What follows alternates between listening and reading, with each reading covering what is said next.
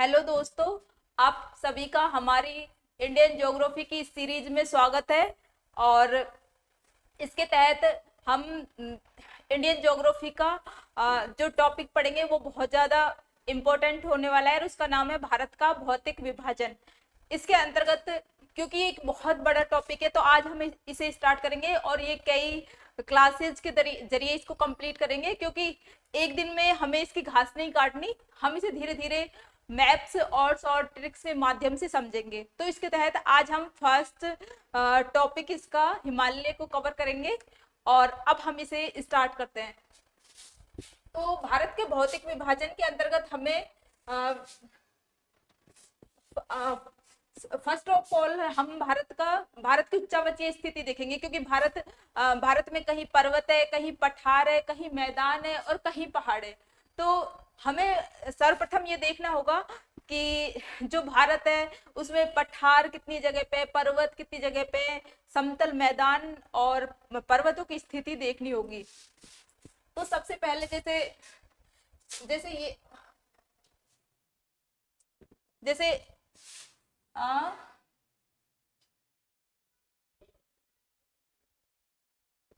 जैसे पर्वत हो गए, पर्वत, पहाड़,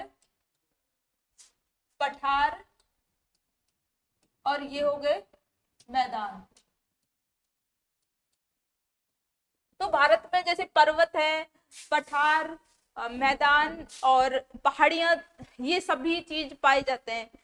तो अब नॉर्मली हम जैसे नॉर्मली दिनचर्या में देखते हैं तो पर्वत और पठार पहाड़ में हमें तो अंतर नजर आता नहीं है, लेकिन इन दोनों में एक बहुत ही बेसिक अंतर है। जो पर्वत है ना, वो तो 1000 मीटर से अधिक ऊंचाई के होते हैं, उन्हें तो हम पर्वत कहते हैं। कितना कितना मीटर? इनकी जो ऊंचाई है ना, वो 1000 मीटर से अधिक होनी चाहिए। कितनी? 1000 मीटर से अधिक जिनकी ऊंचाई होती है ना, जैसे 2000 metre, 3000 metre, 4000 metre, means 1000 metre से अधिक होनी चाहिए। और जो पहाड़ है ना, वो 1000 मीटर से नीचे होने चाहिए, जैसे लगभग 500 मीटर के आसपास। तो क्या आप सभी को समझ आया पर्वत और पहाड़ में अंतर?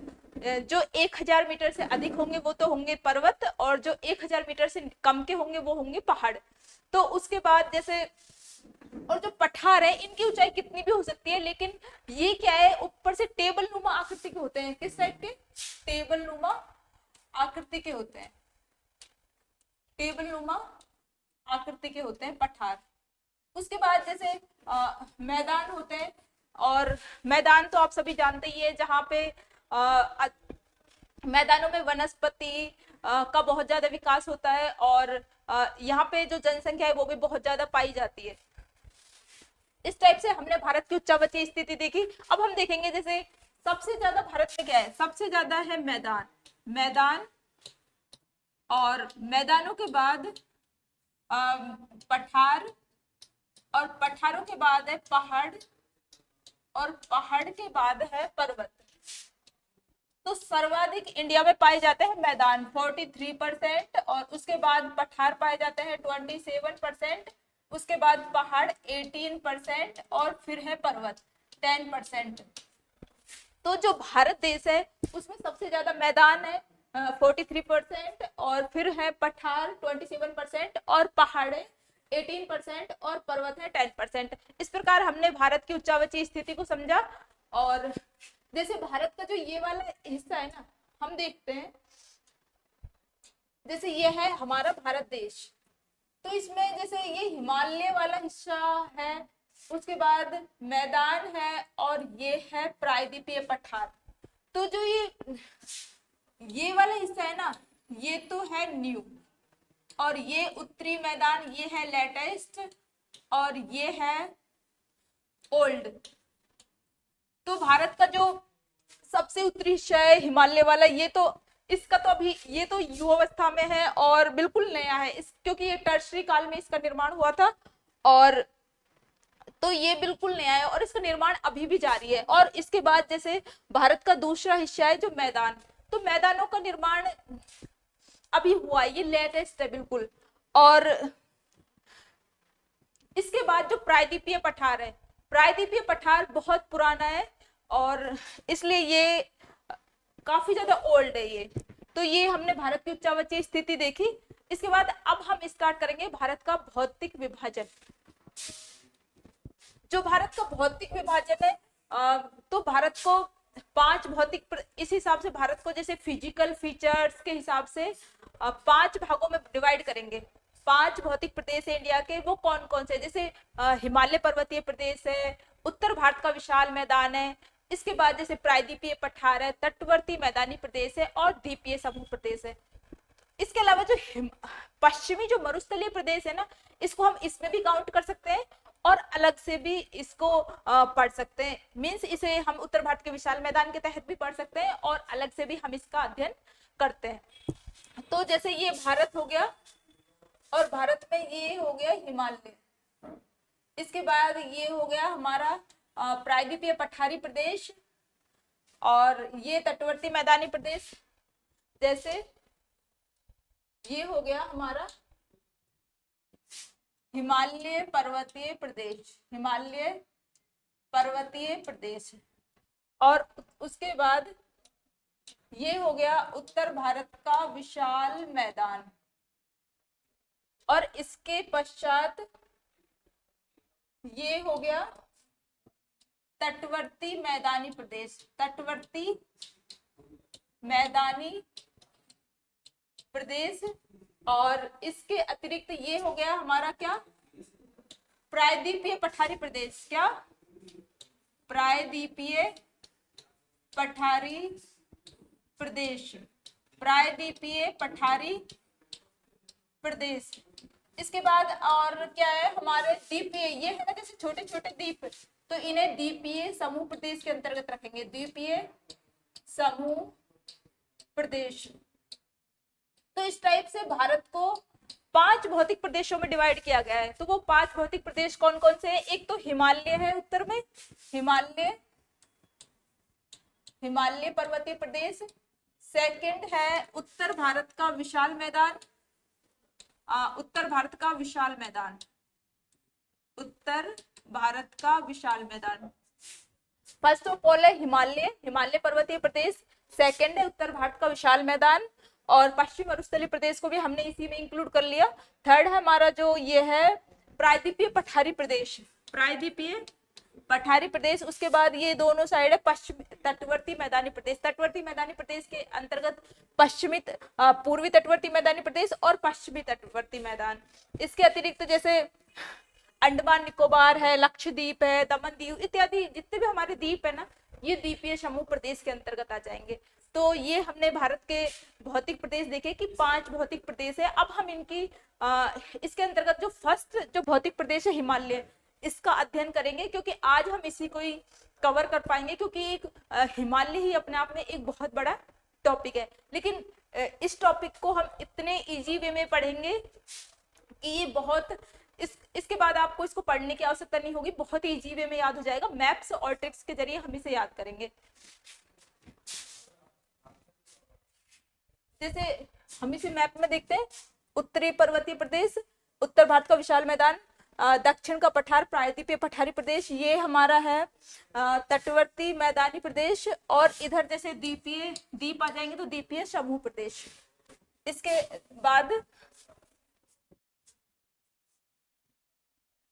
जैसे ये है हिमालय पर्वतीय प्रदेश। तो हिमालय पर्वतीय प्रदेश के अंतर्गत अब हमें देखना है, जैसे ये है यहां से और यहां तक, ये हमारा हिमालय पर्वत है। और हिमालय पर्वत में जो हिमालय पर्वत श्रेणी है ना, अब हमें इसके अंतर्गत क्या क्या क्या देखना है। जो हिमालय पर्वत है ये विश्व के सबसे ऊंचे पर्वत है और इनकी जो हाइट है ना वो इतनी ज्यादा है, इनकी जो औसत हाइट है वही 6000 मीटर से ज्यादा है।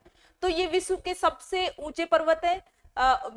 विश्व में जैसे हम कहीं पर भी देखते हैं, तो जैसे यूरोप के आल्प्स पर्वत हो, चाहे अफ्रीका का कंचनजंगा हो, चाहे उत्तरी अमेरिका के पर्वत हो, चाहे दक्षिणी अमेरिका के पर्वत हो, उन सब में हिमालय जो पर्वत है हमारे सबसे ऊंचे पर्वत है, इसीलिए इन्हें विश्व के सबसे ऊंचे पर्वत कहा जाता है। जो हिमालय पर्वतीय प्रदेश है ना, अब इसके अंतर्गत हमें कौन कौन से टॉपिक पढ़ने, जैसे हिमालय जो पर्वत है ये हमारा हिमालय पर्वतीय प्रदेश के अंतर्गत हमें क्या क्या पढ़ना है। इसके अंतर्गत ये सिंधु नदी घाटी से जो हिमालय पर्वतीय प्रदेश है ना, ये बहुत सारी श्रेणियों से मिलके बनाए। जो हिमालय पर्वत से बहुत सारी श्रेणियां हैं, उन सबसे मिलके बनाएगी। और इसके अंतर्गत हमें क्या क्या देखना है, इसकी जो उत्पत्ति है उसके बारे में समझना है। फिर जो इसका क्षेत्रफल है इसके बारे में देखेंगे। और इसके बाद हमें क्या देखना है, जैसे इसकी उत्पत्ति, क्षेत्रफल, और इसके अतिरिक्त जैसे इसमें बहुत सारे हिमनद पाए जाते हैं। और फिर जैसे इसकी जो 3 श्रेणियां है ना वो देखनी है। तो जैसे ये कौन कौन सी है। अब जैसे हिमालय की उत्पत्ति के बारे में समझेंगे। सबसे पहले जो हिमालय है ना, इसकी उत्पत्ति के हिमालय सबसे युवा पर्वत है, नवीन वलित पर्वत श्रेणी है। कैसे, हम इसे देखेंगे।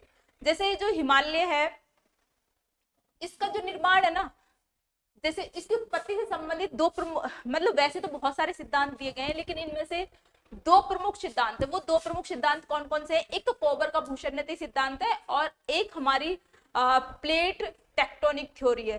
तो जो कोबर का भूषणनीति सिद्धांत और प्लेट टेक्टोनिक थ्योरी के तहत जो दोनों में ये कहा गया है कि 7 करोड़ वर्ष पहले हिमालय जैसी कोई चीज नहीं थी, और हिमालय के स्थान पर था तैथिस सागर।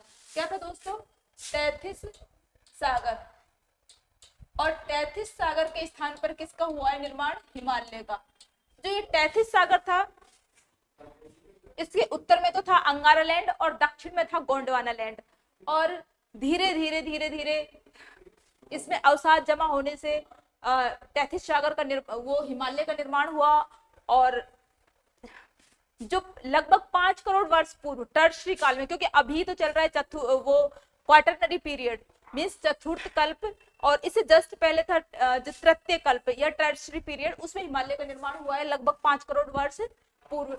अब इसकी उत्पत्ति से रिलेटेड हम ये दोनों सिद्धांत है ना, उनको अलग से एक क्लास लेके आएंगे, उसमें अच्छे से समझेंगे। अभी हमने मोटा मोटा समझा है कि तैथिस सागर के स्थान पर हिमालय का निर्माण हुआ है, और एक युवा पर्वत है और नवीन वलित पर्वत श्रेणी है। और ये विश्व के सबसे ऊंचे पर्वत है। सबसे ऊंचे इसलिए क्योंकि ये युवा है और इनका अपर्दन बहुत कम हुआ है। तो अपर्दन नहीं होने के कारण ये विश्व के सबसे ऊंचे पर्वत है। और इसका जो क्षेत्रफल है ना हिमालय का, वो 5 लाख वर्ग किलोमीटर के अंतर्गत है। और इसके अतिरिक्त इसमें ना ये विश्व के सबसे ऊंचे पर्वत है, तो बर्फ से ढके रहते हैं, तो इनमें हिमनद बहुत ज्यादा पाए जाते हैं। अब जो हिमनद जैसे गंगोत्री, यमुनोत्री, या फिर जैसे सियाचिन, हिस्पार, और इनमें ना भारत की प्रमुख नदियों का उद्गम होगा। किसका उद्गम होगा दोस्तों? भारत की प्रमुख नदियों का, जैसे गंगा, यमुना, या फिर उत्तर में देखे तो श्योक, नुब्रा इत्यादि का, है ना। तो ये हमने हिमालय पर्वतीय प्रदेश के बारे में जनरल डिटेल देखी।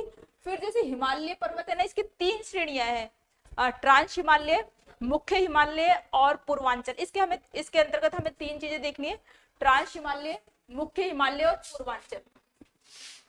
ट्रांस हिमालय, मुख्य हिमालय और पूर्वांचल।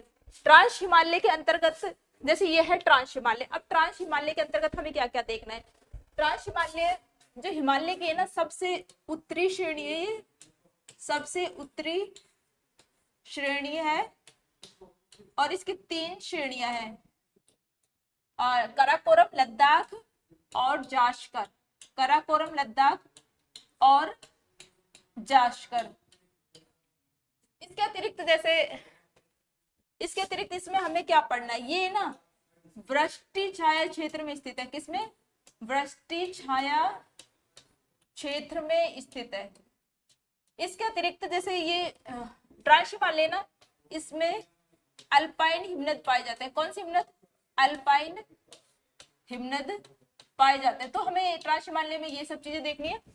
जो ट्रांस हिमालय है ना, ये जो हिमालय है ना, इसके सबसे उत्तरी भाग में पाया जाता है ट्रांस हिमालय, सबसे उत्तरी हिमालय।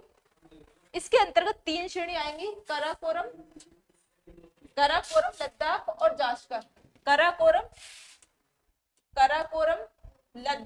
लद्दाख और जाश्कर, काराकोरम, लद्दाख और जास्कर, ये ना जो मुख्य हिमालय ना उसकी वृष्टि छाया क्षेत्र में स्थित है, मीन्स रैन शेडो रीजन में स्थित है।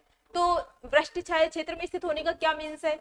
इसका मीन्स है कि ये तो हो गया मुख्य हिमालय, जैसे ये हाथ है, ये मुख्य हिमालय हो गया, और इसका जो पीछे का हिस्सा है ना ये ट्रांस हिमालय होगा, क्योंकि ट्रांस हिमालय इसकी ऊंचाई कम है मुख्य हिमालय से, मीन्स इसकी जो एवरेज हाइट है वो लगभग 4000 किलोमीटर है, और जो मुख्य हिमालय उसकी उसकी हाइट ज्यादा है, लगभग 6000 किलोमीटर से ऊपर ऊपर औसत में। तो इसमें ट्रांस हिमालय में जो पर्वत है ना वो कम ऊंचे है मुख्य हिमालय के पर्वतों से।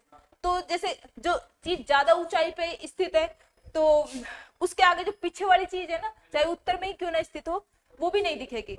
तो जो फर्स्ट में हमें दिखता है मुख्य हिमालय, और ट्रांस हिमालय पीछे की साइड पड़ जाएगा, पीछे की साइड पड़ जाएगा तो जो मानसून पवनें आएंगी ना वो मुख्य हिमालय रोक लेगा उनको, और यहीं पे भारी बारिश होगी इधर ही, इधर की साइड, और ये एरिया रह जाएगा शुष्क। क्या यहाँ पे शुष्क परिस्थितियां पाई जाएंगी, क्योंकि बारिश तो बहुत कम होगी, बारिश होगी नहीं या फिर ना के बराबर होगी, तो इसलिए ये जो एरिया है वो शुष्क रह जाएगा, और यहाँ पे एरिड कंडीशंस पाई जाएंगी, और यहाँ पे ठंडा मरुस्थलीय प्रदेश भी पाया जाता है। इसके अतिरिक्त जैसे ट्रांस हिमालय, अब इसमें क्या है, और ये सबसे ये ऊंचाई पर स्थित है, ऊंचाई पर स्थित होने के कारण यहाँ पे ऊंचाई पर स्थित कारण होने के कारण बर्फ जम जाती है। अब ये बर्फ से ढका रहता है, यहाँ पे वनस्पति नहीं पाई जाती, वनस्पति जीव जंतुओं का इतना ज्यादा विकास नहीं होता है। तो बर्फ से ढके रहने के कारण यहाँ पे बहुत ज्यादा जो हिमनद है, अल्पाइन हिमनदों का विकास होता है। अब अल्पाइन क्या होता है? जो अल्पाइन है ना, अल्पाइन जो ऊंचे होते हैं ना उनके लिए यूज किया जाता है। तो यहाँ पे जैसे बहुत सारे अल्पाइन हिमनदों का विकास होगा, जिनसे भारत की प्रमुख नदियों का भी विकास होगा। अब जैसे हमने ट्रांस हिमालय देखा, ट्रांस हिमालय के अंतर्गत अब हम फर्स्ट में देखेंगे काराकोरम श्रेणी। इसकी फर्स्ट श्रेणी है काराकोरम। क्या? काराकोरम श्रेणी। अब जैसे इसमें ना फर्स्ट में आएगी काराकोरम श्रेणी, और काराकोरम श्रेणी, काराकोरम श्रेणी के अंतर्गत हमें क्या देखना है? काराकोरम श्रेणी, और ये है लद्दाख श्रेणी। क्या? लद्दाख श्रेणी। काराकोरम श्रेणी के बाद लद्दाख श्रेणी देखनी है, और लद्दाख श्रेणी और काराकोरम श्रेणी के बीच में ये है लद्दाख का पठार स्थित। क्या है? लद्दाख का पठार, लद्दाख का पठार स्थित है। और इसके अतिरिक्त जैसे काराकोरम श्रेणी है, इस पर ये क्या है? विश्व की भारत की सबसे ऊंची चोटी है K2, और इधर सियाचिन हिमनद भी स्थित है। तो काराकोरम श्रेणी के अंतर्गत हम क्या क्या देखेंगे? ये जो ट्रांस हिमालयन है इसकी सबसे उत्तरी श्रेणी है। इसके अतिरिक्त जो काराकोरम श्रेणी है इसमें जो भारत की तो सबसे ऊंची चोटी है K2, और विश्व की दूसरी सबसे ऊंची चोटी है ये, और इसकी जो हाइट है ना वो है 8611 किलोमीटर। कितनी? 8611 मीटर। और इस टाइप से ये भारत की तो K2 को गोडविन आस्टिन भी कहा जाता है, भारत की सबसे ऊंची चोटी है, और हिमालय की दूसरी ऊंची विश्व की दूसरी ऊंची चोटी है। इसके अतिरिक्त इसमें ना बहुत सारे अल्पाइन हिमनद भी पाए जाते हैं। अल्पाइन हिमनदों में जैसे सियाचिन, हिस्पार, बतूरा, बियाफो, बालतोरो। इसके अतिरिक्त जैसे सियाचिन, यहाँ पे ना बहुत कम टेम्परेचर पाया जाता है, मीन्स माइनस में टेम्परेचर पाया जाता है। माइनस में टेम्परेचर पाए जाने के बाद, और ये बहुत ठंडा प्रदेश है, माइनस में टेम्परेचर पाया जाता है। तो यहाँ पे जैसे जीव जंतु या फिर वनस्पतियों का विकास न के बराबर होता है, मीन्स नहीं होता, लगभग तो नहीं होता। तो यहाँ पे बहुत सारे अल्पाइन हिमनद भी पाए जाएंगे, जैसे अभी जिनके बारे में हमने डिस्कस किया।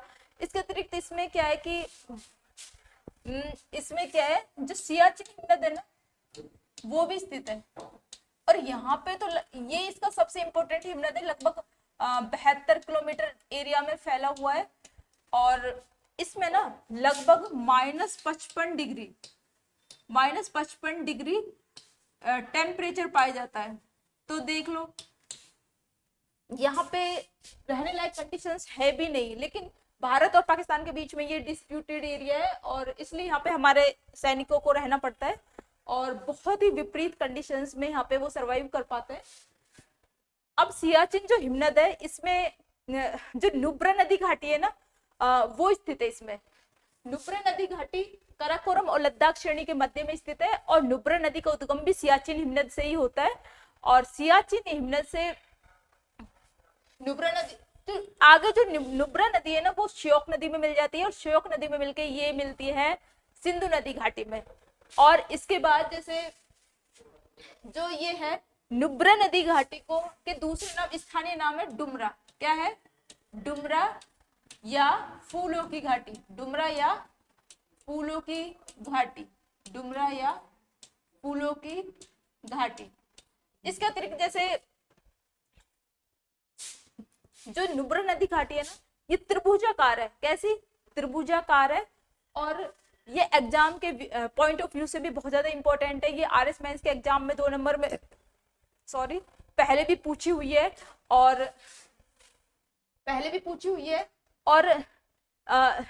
ऑब्जेक्टिव टाइप्स एग्जाम्स में भी कई बार पूछी गई है। तो ये देखा हमने काराकोरम श्रेणी के बारे में। काराकोरम श्रेणी के बाद अब हम देखेंगे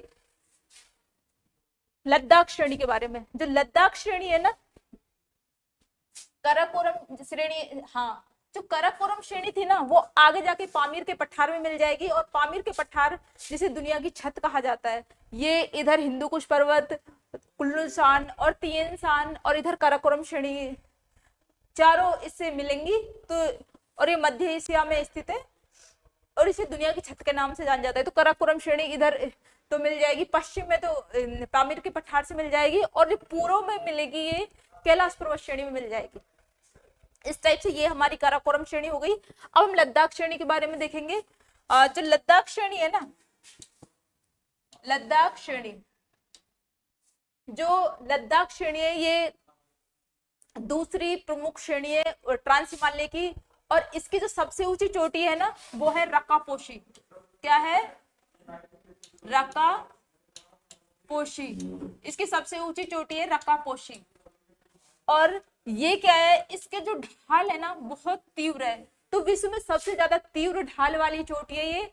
और इसके अतिरिक्त जैसे काराकोरम और लद्दाख के पठार के मध्य में, लद्दाख श्रेणी के मध्य में एक लद्दाख का पठार भी स्थित था।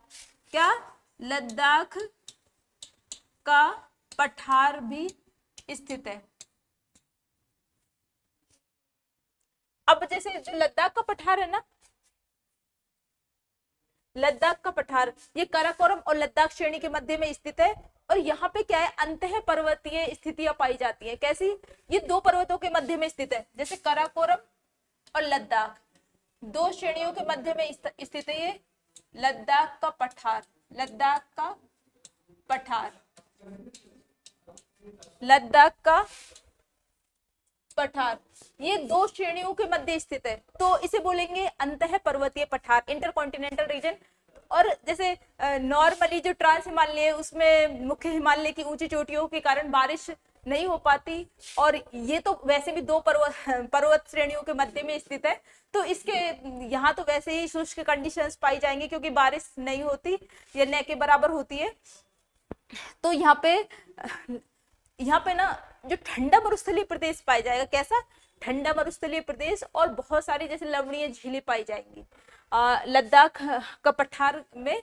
और ये भारत का सबसे ऊंचा पठार है। भारत का सबसे ऊंचा पठार है। भारत का ये क्या है? भारत का सबसे ऊंचा पठार है। कैसा है? भारत का सबसे ऊंचा पठार है ये। इसकी जो हाइट है ना वो लगभग 4800 मीटर है। कितनी? लगभग 4800 मीटर है ना। तो ये लद्दाख का पठार हो गया। लद्दाख के पठार के बाद हम देखेंगे जास्कर पर्वत श्रेणी। जो जास्कर पर्वत श्रेणी है इसके जस्ट बाद जास्कर पर्वत श्रेणी है। जास्कर पर्वत श्रेणी, और जास्कर पर्वत श्रेणी की सबसे ऊंची चोटी है कौन सी? कामेत। कौन सी? कामेत। और जो ये है ना लद्दाख श्रेणी, ये तिब्बत में जाके इसे बोलेंगे, हाँ, तिब्बत में से कैलाश पर्वत श्रेणी के रूप में जाना जाता है इसके विस्तार को। और कैलाश पर्वत के नीचे जस्ट जो मानसरोवर झील है, और मानसरोवर झील से लद्दाख और जास्कर के मध्य में से निकलेगी सिंधु नदी घाटी। कौन सी? सिंधु नदी घाटी, सिंधु नदी घाटी। और कैलाश पर्वत पे, कैलाश मानसरोवर की यात्रा पे हम सब लोग जाते हैं ना, तो वो यही है। इस टाइप से हमने ट्रांस हिमालय की तीनों श्रेणियों को देख लिया, काराकोरम, लद्दाख और जास्कर। और मुझे विश्वास है कि आप सभी को ये समझ आ गई होंगी और बहुत इजी लग रही होंगी। नेक्स्ट अब हम देखेंगे मुख्य हिमालय। मुख्य हिमालय में हमें 3 श्रेणियों को देखना है। सॉरी, जो मुख्य हिमालय है ना, इसके अंतर्गत हमें देखना है, मुख्य हिमालय को 3 में डिवाइड किया गया है। ये हो गया हमारा मुख्य हिमालय। और मुख्य हिमालय को यहां से यहां तक ना, जैसे ये ट्रांस हिमालय हो गया, ट्रांस हिमालय के बाद ये है मुख्य हिमालय, और इधर है पूर्वांचल। पूर्वांचल,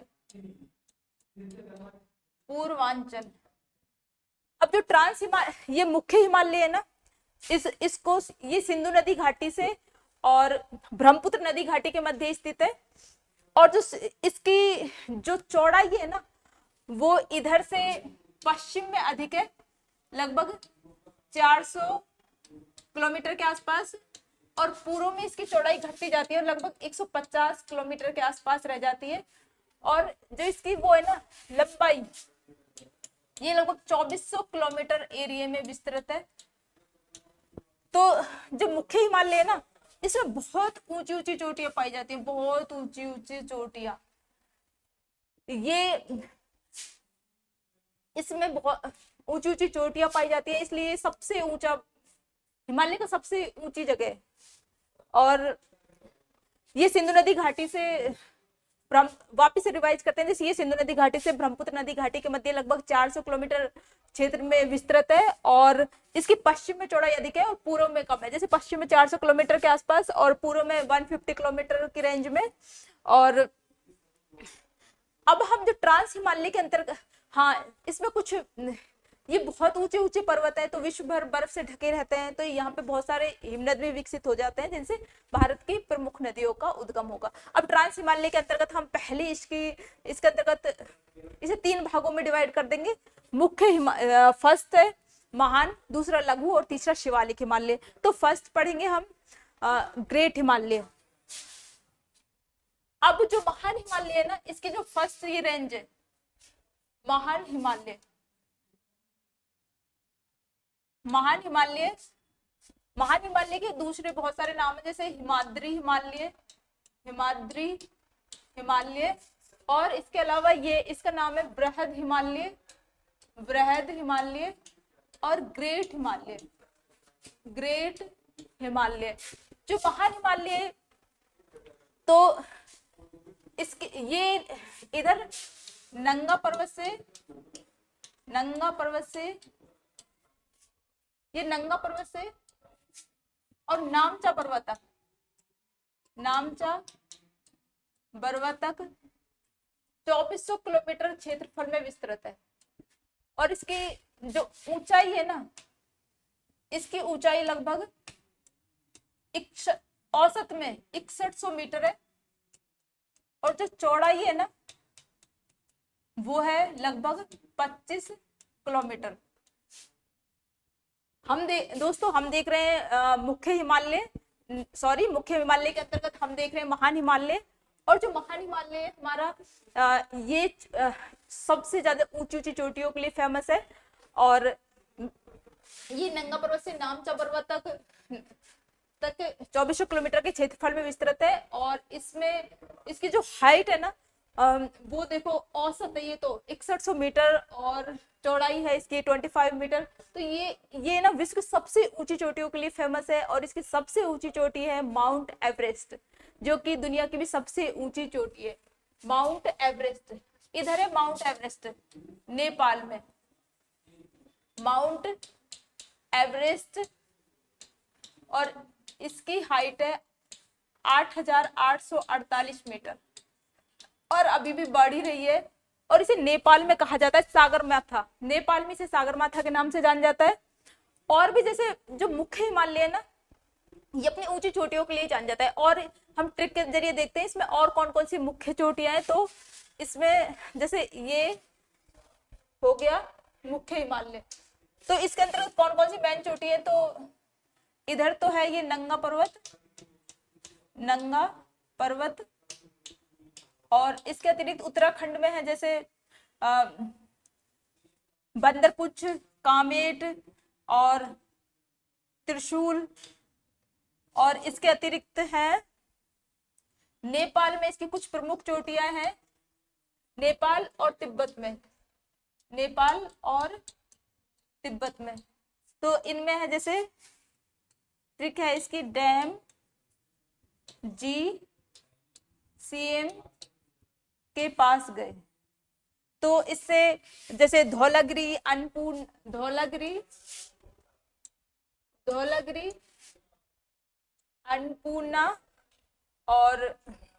अन्नपूर्णा, मंशालू और गौरी शंकर कहाँ छू हो गए, ये हो गए माउंट एवरेस्ट पे। फिर मकालू और ये है कंचनजंगा और इधर जाके आएगी नामचा बरवा। तो हमारी हिमालय पर्वत चोटियों की जैसे ये उत्तराखंड में 3, तो बंदरपुंछ, कामेट और त्रिशूल। इसके अलावा जैसे नेपाल हिमालय की कुछ प्रमुख चोटियां जिनकी ट्रिक है, डैम जी सीएम के पास गए। तो डी से है हमारी धौलागिरी और धौलाधर को आप एक मत समझ लेना, जो धौलाधर है ना ये तो जम्मू कश्मीर में, और ये जो मध्य हिमालय का भाग है धौलाधर, तो और जो ये है ना धौलागिरी, ये नेपाल में मुख्य हिमालय में स्थित है। धौलागिरी, अन्नपूर्णा, मंशालू, गौरीशंकर कहाँ छू हो गए, माउंट एवरेस्ट, मकालू और कंचनजंगा। इन सभी चोटियों को हमें क्रम से याद रखना है, क्योंकि एग्जाम में कोई 4 चोटियां दे देगा और हमसे उन्हें क्रम से जमवाएगा। तो इस टाइप से ये इसकी प्रमुख चोटियां हो गई।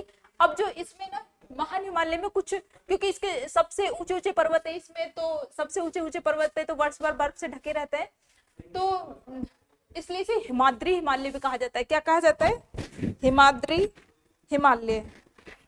इसलिए इसे हिमाद्री हिमालय भी कहा जाता है।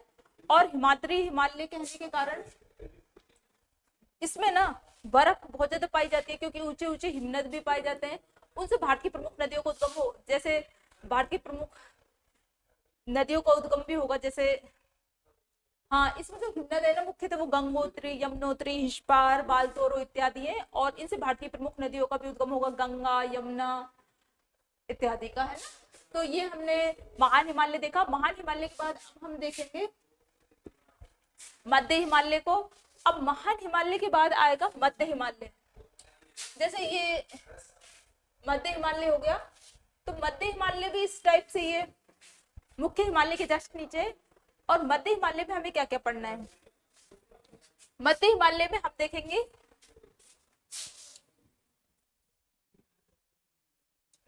जैसे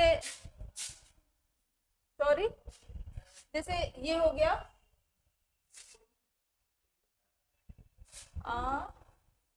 ये मध्य हिमालय हम देख रहे हैं।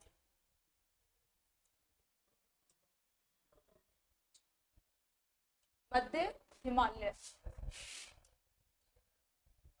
हम देख रहे हैं दोस्तों, मध्य हिमालय। जैसे हमारा ये हो गया मध्य हिमालय, तो पश्चिम से तो चौड़ाई अधिक होती है, पूर्व से कम। और इसमें ना जो मध्य हिमालय है, मध्य हिमालय में ना इसमें कुछ घाटियां पाई जाती हैं। क्या घाटियां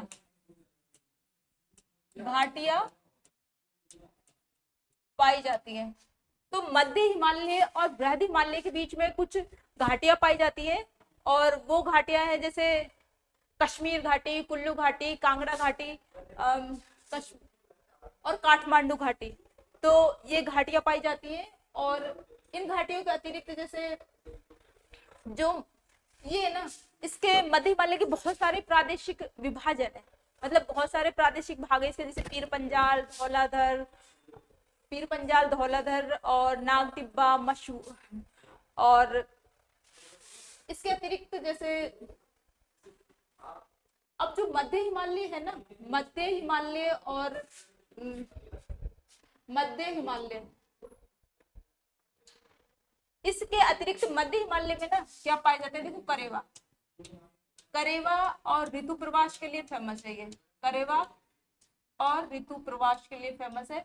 इसके अतिरिक्त जो मध्य हिमालय है ना, इसमें ये मुख्यतः फेमस है पर्यटन स्थलों के लिए। किसके लिए? पर्यटन स्थलों के लिए। किसके लिए फेमस है दोस्तों? पर्यटन स्थलों के लिए फेमस है ये, मुख्यतः पर्यटन स्थलों के लिए। तो यहाँ पे कौन कौन से पर्यटन स्थल पाए जाते हैं, जैसे कुल्लू, मनाली, शिमला, नैनीताल, मसूरी, रानीखेत। हम जो घूमने जाते हैं ना, नैनीताल, मसूरी, कुल्लू मनाली, सब यही स्थित है, वो मध्य हिमालय में ही स्थित है।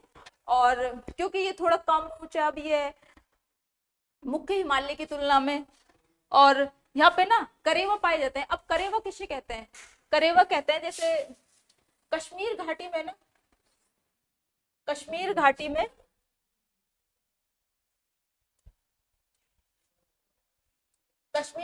ना हिमनद नदियों और झीलों के ना जो अवसाद है ना, वो आके इधर जमा हो जाएंगे और ये बनाएंगे करेवा। और ये बहुत ज्यादा उपजाऊ होते हैं, बहुत ज्यादा उपजाऊ होने के कारण इनमें केसर की खेती की जाती है मुख्यतः। इस टाइप से हमने करेवा देखा। और करेवा के अतिरिक्त ऋतु प्रवास, इनमें ना मध्य हिमालय में, क्योंकि कम ऊंचे पर्वत है तो शीत ऋतु में तो जम जाती है इस पे बर्फ और इसकी चोटियों पे, और ग्रीष्म ऋतु में वो बर्फ पिघल जाती है। तो उस बर्फ के पिघलने की जगह शीतोष्ण कटिबंधीय घास के मैदानों का विकास होगा।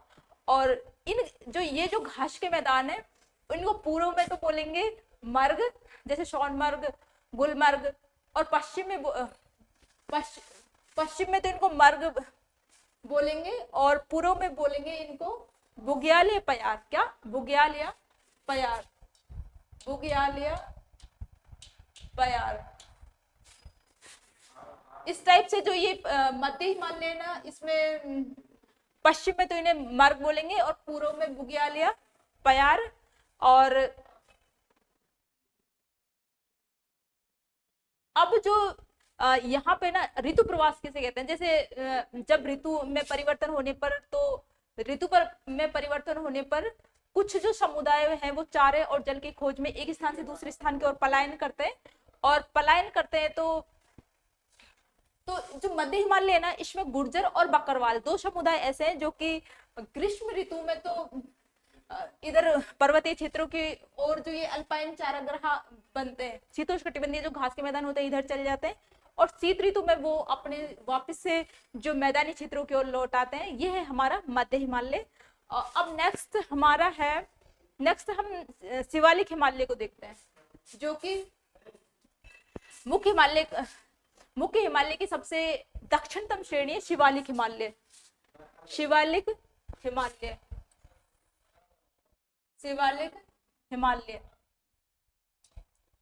जो शिवालिक हिमालय है ना, ये भी, इसकी हाइट है ना बहुत कम है। इसकी जो हाइट है ना, वो औसत हाइट इसकी 500 से लगभग 1500 मीटर है, 500 से 1500 मीटर। और जो इसकी चौड़ाई है ना, चौड़ाई लगभग 10 से 50 मीटर है, 10 से 50 मीटर है। इसके अतिरिक्त शिवालिक हिमालय में क्या क्या पाया जाता है? शिवालिक हिमालय किस किस के लिए फेमस है? ये बहुत कम ऊंचा है, क्योंकि इसकी हाइट ही देख लो 500 से 1500 मीटर है, और चौड़ाई भी इसकी बहुत कम है, 10 से 50 मीटर। पश्चिम की ओर तो इसकी जो चौड़ाई है बिल्कुल, उधर तो ये तीनों एक ही हो जाएंगे लगभग। मुख्य हिमालय में ये तीनों, वृहद, मध्य और शिवालिक, तीनों हिमालय। इसके अतिरिक्त इसमें क्या पाए जाते हैं शिवालिक हिमालय में? इसमें चोश पाए जाएंगे। चोश क्या होते हैं, जैसे इसमें ना जो वो होता है ना, मानसून के दौरान जैसे बारिश होती है ना, मानसून के दौरान होती है बारिश और बादल बनते हैं और बारिश करते हैं, है ना। इस टाइम पे यहाँ पे ना, इस टाइम पे यहाँ पे अस्थायी धाराएं बनती है, कुछ अस्थायी धाराएं, अस्थायी धाराएं बनती है। जो अस्थायी धाराएं बनती है ना, इन्हें स्थानीय भाषा में कहेंगे चोश।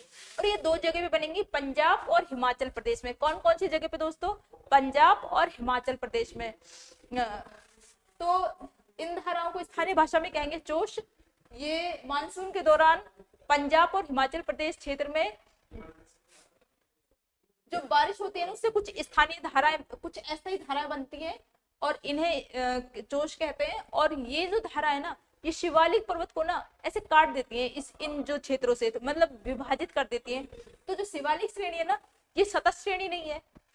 जो बृहद हिमालय था वो सतत था, और लेकिन ये खंडित है, ये जगह जगह से टूटी हुई है, ये सतत नहीं है। इस टाइप से ये हमने शिवालिक हिमालय को देखा।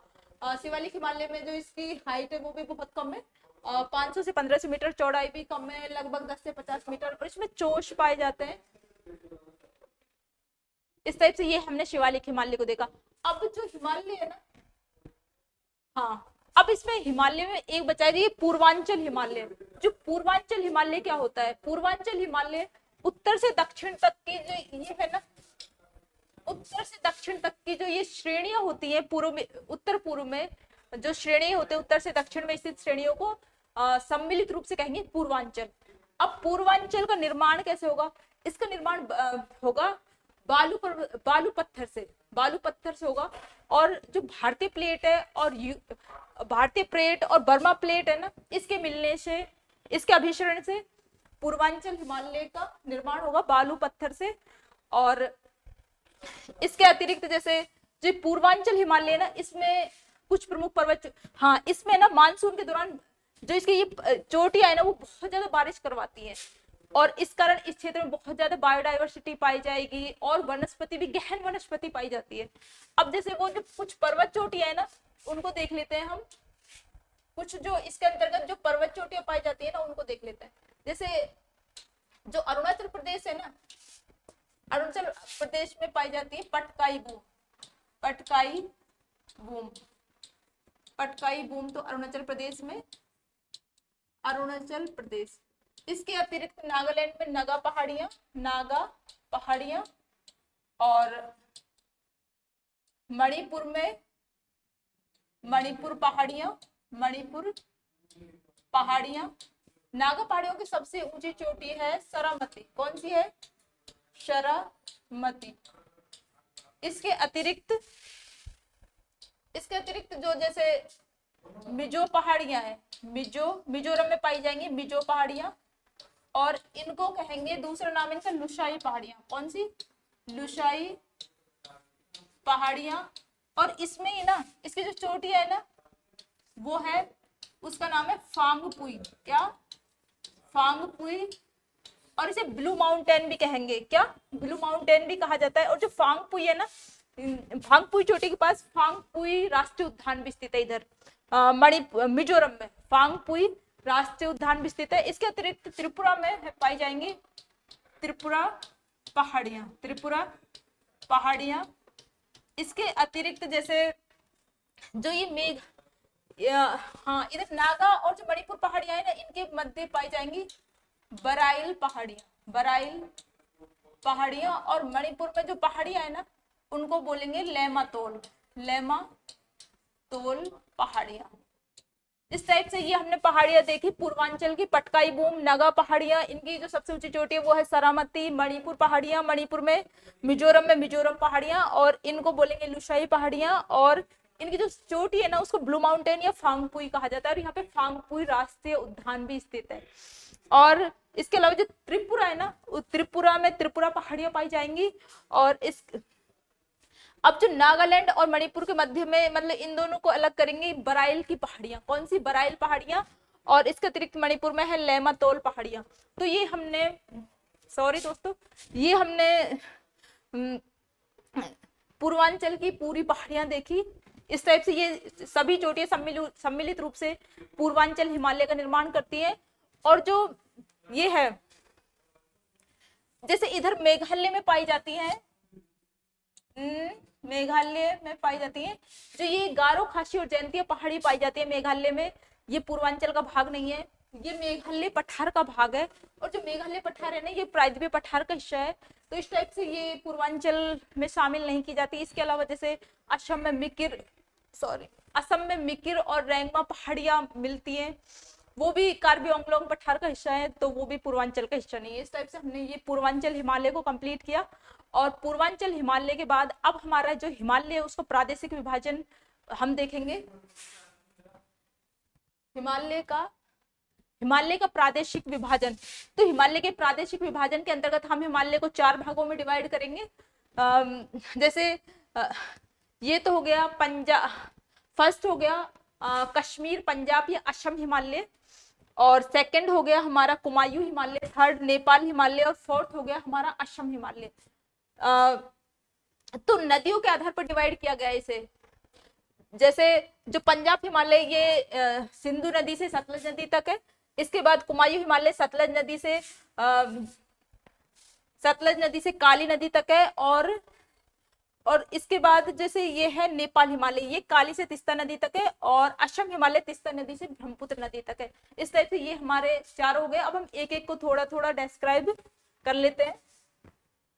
जो कश्मीर हिमालय है ना, ये सिंधु नदी से सतलज नदी तक है। सिंधु से सतलज नदी तक, जैसे ये हिमालय हो गया, तो ये सिंधु से सतलज नदी तक, ये सतलज से काली नदी तक, और ये एक है काली से तीस्ता नदी तक, और तीस्ता से ब्रह्मपुत्र नदी तक। तो ये हमारा कश्मीर हिमालय हो गया। जैसे कश्मीर हिमालय, जो कश्मीर हिमालय फर्स्ट में इसे देखेंगे। जो कश्मीर हिमालय, ये इसके जो लंबाई है ना वो 5 से 60 किलोमीटर है। और ये सिंधु से सतलज नदी के मध्य है, सिंधु से सतलज नदी के मध्य है। और इसमें क्या है, कश्मीर हिमालय सिंधु से सतलज नदी के मध्य 560 किलोमीटर की दूरी में विस्तृत है। इसके अतिरिक्त जैसे कश्मीर हिमालय ना, यहाँ पे भारत की जो ऊंचाई है ना, वो तो जो हिमालय है ना उसकी ऊंचाई क्रमिक रूप से बढ़ने लगती है, लेकिन जो चौड़ाई है वो यहाँ पे सर्वाधिक पाई जाती है। चौड़ाई तो सर्वाधिक पाई जाती है, लगभग 400 किलोमीटर के आसपास। और जो ऊंचाई है ना, वो इधर से क्रमिक रूप से बढ़ना स्टार्ट होती है, और बढ़ते बढ़ते नेपाल हिमालय में इसकी ऊंचाई सर्वाधिक होती है। और इसके अतिरिक्त इसमें जैसे बुर्जिल और जोजिला, बारालाचा आदि दर्रे पाए जाते हैं कश्मीर हिमालय में। और कश्मीर हिमालय में जैसे पीर पंजाल है, जास्कर है, और धौलाधर आदि श्रेणियां भी पाई जाती है। तो ये हमने कश्मीर हिमालय देखा। कश्मीर हिमालय के बाद अब हम डिस्कस करेंगे, कश्मीर हिमालय के बाद हम कुमाऊं हिमालय को डिस्कस करेंगे। जो कुमाऊं हिमालय है ना, ये सतलज नदी से और काली नदी के मध्य है। ये है कुमाऊं हिमालय, ये सतलज से काली नदी के मध्य है। काली नदी के मध्य लगभग कितने किलोमीटर एरिया में, 320 किलोमीटर के एरिया में विस्तृत है। कुमाऊं हिमालय सतलज नदी से काली नदी के मध्य लगभग 320 किलोमीटर एरिया में विस्तृत है। यहाँ पे भी हिमालय की ऊंचाई ऐसे क्रमिक रूप से बढ़ते हुए इधर भी बढ़ती रहती है। और कुमाऊं हिमालय ये मुख्यतः उत्तराखंड में स्थित है। और जो जैसे कुछ हिमनद जैसे गंगोत्री, यमुनोत्री, केदारनाथ, बद्रीनाथ, ये जो तीर्थ स्थल भी इधर स्थित है। और भारत की प्रमुख नदियों का उद्गम भी इधर से होता है। कुमाऊं हिमालय के बाद अब हम देखेंगे नेपाल हिमालय को। जो नेपाल हिमालय है ना, ये काली से और तीस्ता नदी के मध्य है, तीस्ता नदी के मध्य। और ये है हमारा लगभग 800 किलोमीटर के क्षेत्र में, 800 किलोमीटर। नेपाल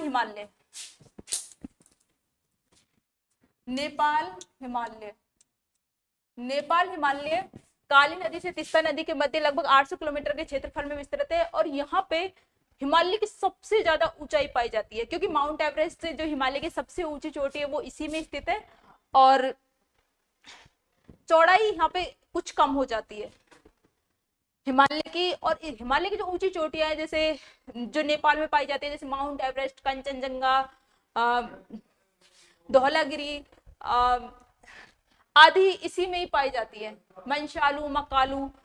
अब हम देखेंगे नेपाल हिमालय के बाद असम हिमालय को। असम हिमालय को ये तीस्ता नदी से ब्रह्मपुत्र नदी के मध्य है, ब्रह्मपुत्र नदी के मध्य, और इसकी जो ये ना लंबाई चौड़ाई ये 720 किलोमीटर के एरिया में है। और ये जो ब्रह्मपुत्र असम हिमालय है ना, ये मुख्यतः असम, अरुणाचल प्रदेश, सिक्किम और यहाँ भूटान के मध्य स्थित है, और ये तीस्ता से ब्रह्मपुत्र नदी के मध्य 720 किलोमीटर की दूरी में विस्तृत है। इसमें ना असम हिमालय में क्या पाया जाता है, असम हिमालय में मुख्यतः पूर्वांचल, अराकान, योमा, ये सब इसी में विस्तृत है। इस टाइप से अब हमने हिमालय के सभी श्रेणियों को विस्तार से ये पढ़ा है, और मुझे उम्मीद है कि सबको अच्छे से समझ आ गया होगा, और कोई प्रॉब्लम हो तो कमेंट्स में जरूर बताइएगा। Thank you, you are watching.